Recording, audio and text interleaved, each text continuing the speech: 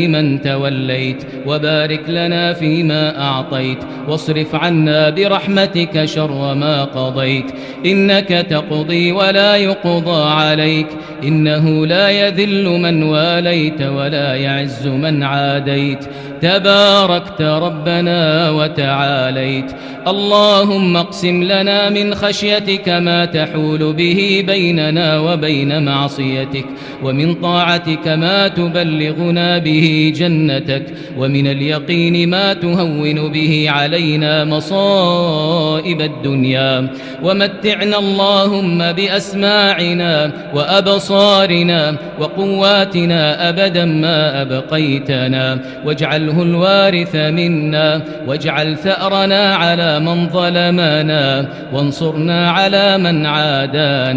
وانصرنا على من عادانا ولا تجعل مصيبتنا